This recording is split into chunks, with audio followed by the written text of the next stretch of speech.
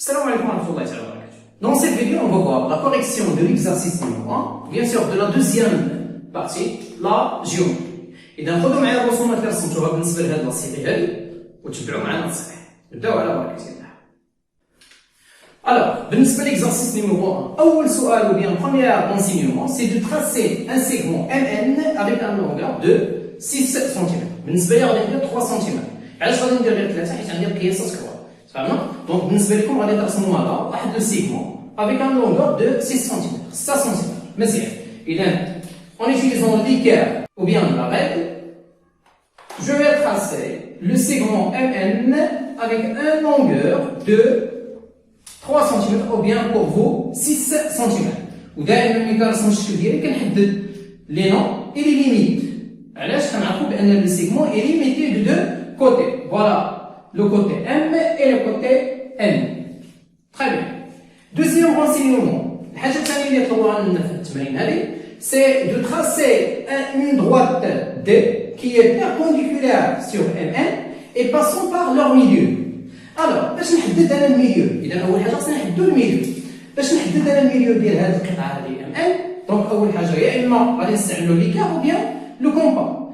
مي انا في هذه الحاله هذه ما غاديش نستعملوا لو كومبا. بوركوا؟ حيت ديجا عندنا القياس ديال هذه القطعه هذه او الطول ديال هذه القطعه هذه، فهمنا؟ اذا حنا ديجا عارفين مثلا هذه القطعه فيها 6 سنتيمتر، معناه ان لو ميليو غادي يكون كيبعد على لي ليميت بشحال 3 سنتيمتر. بالنسبه لي انا درت 3 سنتيمتر، اذا غادي يبعد لي الميليو على لي ليميت بشحال 1.5. طيب اذا هكا كيسهل لي انني نرسم ولا نحدد لو ميليو بلا ما نستعملوا البركه.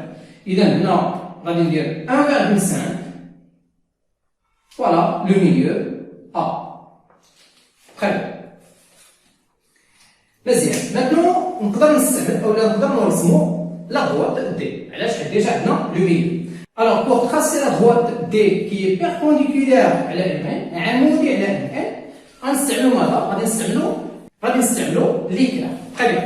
إذا بالنسبة للوضعية ديال وضع ليكار ما فيهاش إشكال. كيفاش؟ يكفي أن أحد الأضلاع ديال الزاوية القائمة يكون على القطعة، والضلع الثاني يكون كيبان لك بأنه كيمر من النقطة. تفهمنا؟ إذا مثلا أنا غادي نوضع بهذا الشكل هذا باش يبان لكم. إذا القطعة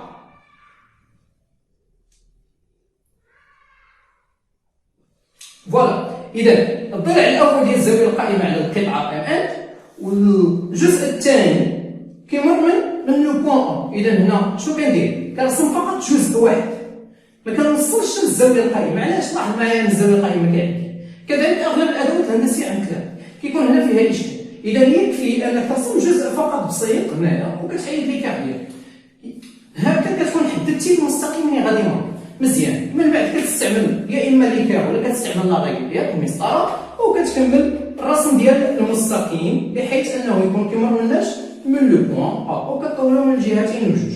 كنعرفوا بان المستقيم ما عندوش طول محدود، ياك؟ فين ما درتيه سير شحال ما طولتيه مزيان. تفهمنا؟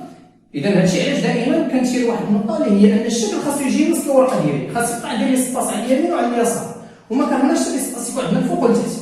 علاش؟ باش تي بغينا نزيدو مثلا واحد المماثله ديال واحد النقط اولا رسموا واحد المستقيم اخر داخل مع هذا الشكل هذا كيبقى لي عندي ليسباس.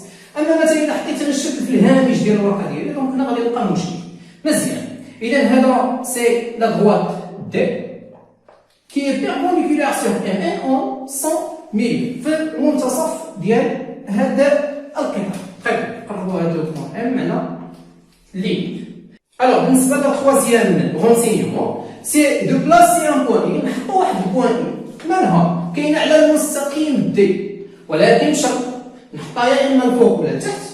الشرط ديالي شنو هو؟ هو أنها تكون كتبعد على النقطة A بشحال؟ 5 سنتيمتر. تخي بيان. إذا أنا مثلا غادي نديرها تحت. إذا غادي نحسبو 2.5. علاش أنا 2.5؟ النص ديال الحساب دائما القياسات ديالكم نتوما أنا كندير لهم النص ديالهم. علاش؟ حيت عندي قياسات كبار شي شوية.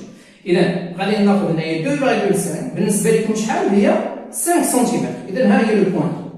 دونك هنا فين عندي لو بوان. وباش ما يبقاش عندي هذا الشكل هذا كيبان لي هنا بحال ليميت كيولي نصف مستقيم نزيد نطولو المستقيم دي. تفهمنا؟ إذا باش كيكون الشكل صحيح 100%. طيب إذا هنا عندنا لو بوان إي. مزيان. Dernier renseignement, c'est de tracer la droite delta. Passons par le point N, parallèle avec la droite MI. حنا ما عندناش لا droite MI. إذا في هذه الحالة هذه خصنا نحدد على la droite MI. حنا عندنا غير لي بوان. إذا أول حاجة ناخذ واحد لون مغاير مثلا. وغادي نرسم لو بوان أو بيان لا droite MI. غنحدد هذاك المستقيم. حنا عندنا غير النقط. ولكن بما أننا غادي نستعملوا به في هذا السؤال الأخير، خاصني نحدد هذا لا droite ونسميه MI. كناخذوا لي بوان اللي كاينين في هذا المستقيم وكنديرهم اونتر بارونتيز، سواء درتي MI ولا IM سي لا ميم شوز، نفس الشيء. طيب دابا عاد نقدر نجاوب على السؤال. قال لك اسيدي خاص يكون كيوازي MI وكيمر من N، ومين غادي يطول هذاك المستقيم ديالنا غادي يقطع لك الديفاج في لو بون H. طيب إذا باش نرسمو اون droite parallèle، دونك هنا كنستعمل واحد لو تخي كيكون كي داير متقطع. تري بيان.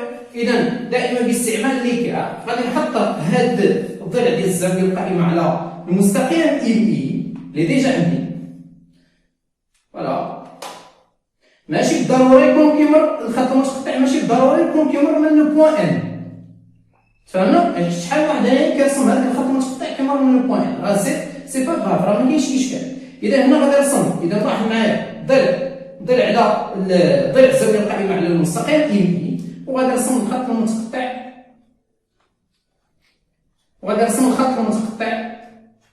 العمودي. نحاول نفوت النقطة ان حيت غادي نرسمو عاوتاني العمودي على هذا الخط المتقطع. تفهمنا؟ فوالا. إذا الخط المتقطع هو عمودي على لا droite MI. Maintenant, on va tracer la droite qui est perpendiculaire avec هذا لو تري هذا وكيمر من لو بوان ان. تفهمنا؟ وهكا غادي نكون رسمت لا droite parallèle à MI.